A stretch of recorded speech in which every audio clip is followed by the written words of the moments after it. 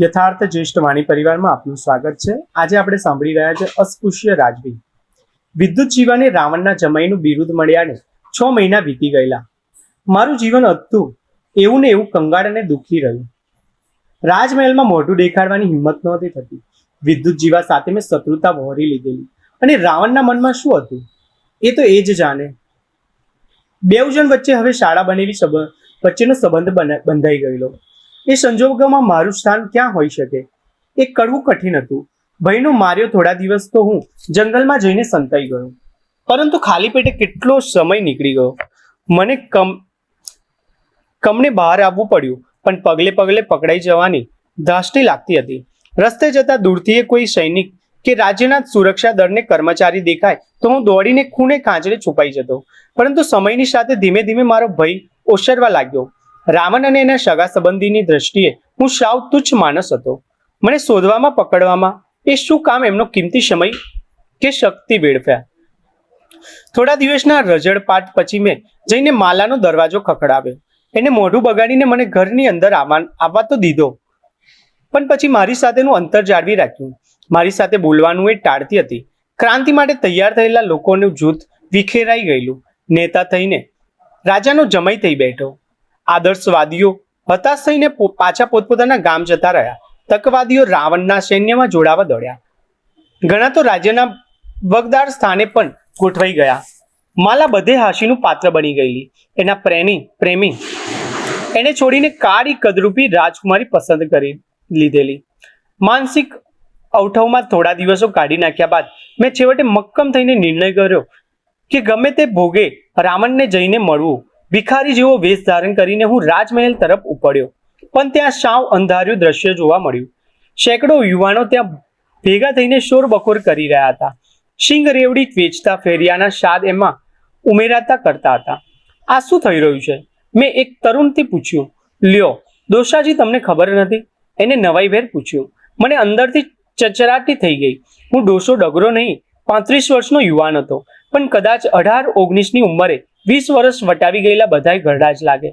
ચીડ દબાવીને મેં કહ્યું કે મને ખબર ન હતી કે તો સાંભળો, અમે સમ્રાટની સેનામાં જોડાવા આવ્યા છીએ। સમ્રાટ ઘડીક હું ગૂંચવાઈ ગયો। રાવણ ક્યારે રાજામાંથી સમ્રાટ થઈ ગયો? પણ મારે શું? મેં આંગળીની વાત સાંભળવામાં ધ્યાન આપ્યું। આપણા સમ્રાટે ઉત્તર ભારત પર આક્રમણ કરવાની જાહેરાત કરી છે। વર્ષો પછી અસુરોને વેર વાળવાની તક મળી છે। પેલા નીચે દેવોને એવા પાઠ ભણાવીશું કે પેઢીઓ સુધી નહીં ભૂલે। યુવાને બોલવાનું પૂરું કર્યું એ જ ઘડીએ ત્યાં ભેગી થયેલી મેદનીય ઉષાનું મોજું ફરી વળ્યું। મહેલના ઝરૂખામાં રાવણ પ્રગટ થયો। સુવર્ણના લંકારૂબાથી શોભાતા એના કદાવર પ્રતિભાવશાળી વ્યક્તિત્વની આભા વલવલાને આજી નાખે એવી હતી। રાજા ધીરાજે ઘણું જીવો, જય હો માં ઘોષ ચારે બાજુ ઉઠ્યો। રાવણે તલવાર ઊંચી કરીને ગર્જના કરી, હર હર મહાદેવ। મેદનીએ ગગનભેદી પડઘો પાડ્યો, હર હર મહાદેવ। વધુને વધુ લોકો ભેગા થઈ રહ્યા હતા। હું હવે ટોળાની વચ્ચોવચ હતો। ઝરૂખામાં રાવણથી વધુ આકર્ષક લાગતો અને વધુ ઝગમગતા વસ્ત્રો આભૂષણોમાં સજ્જ વિદ્યુત જીવા આવીને ઉભો રહ્યો। પછી ફાંદડા કુંભકર્ણ અને એ બધાની વચ્ચે ઝાંખા નબળા લાગતા વિભીષણે દેખાદેખી દીધી। એમની પાછળ સૈનાધિકારી અને મંત્રીઓ આવ્યા। નીચે ભેગા થયેલા ટોળાઓ ઉત્સાહે કાબુ બહાર જતો રહ્યો। ઢોલ નગારા અને હર્ષોલ્લાસના અવાજે આકાશને આંબવા લાગ્યા। ક્યાંક શંખનાદ થયો તો ક્યાંક વળી રણશીંકું ફૂંકાયું।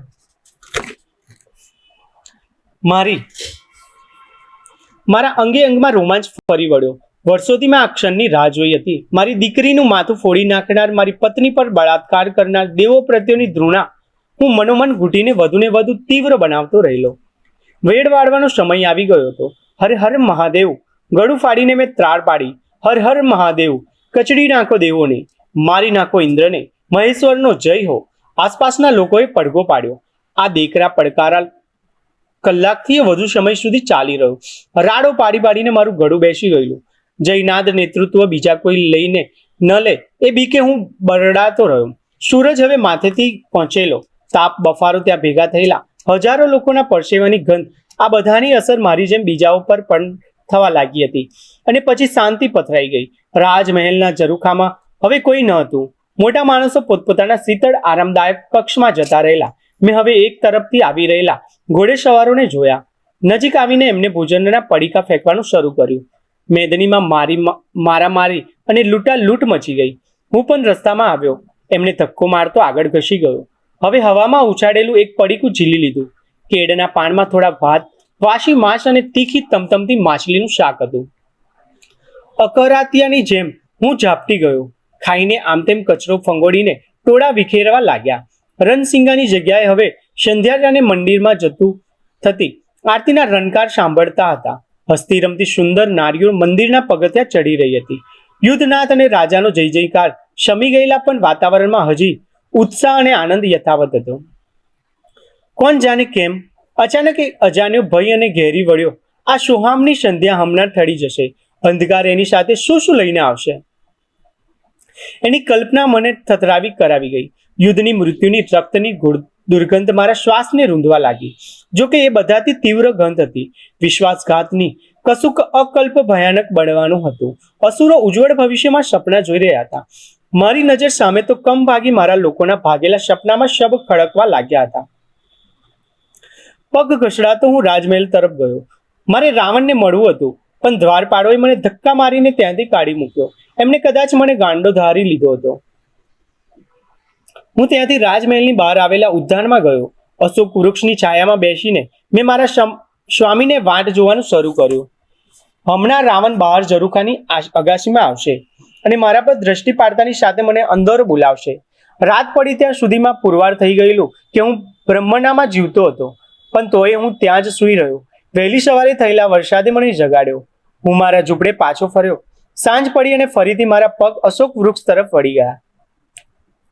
રાવણ સૂરજ ઢળી ગયો, પણ વાતાવરણમાંથી ગરમીને બફારાઓથી ઓછા થવાનું નામ નહોતું લીધું.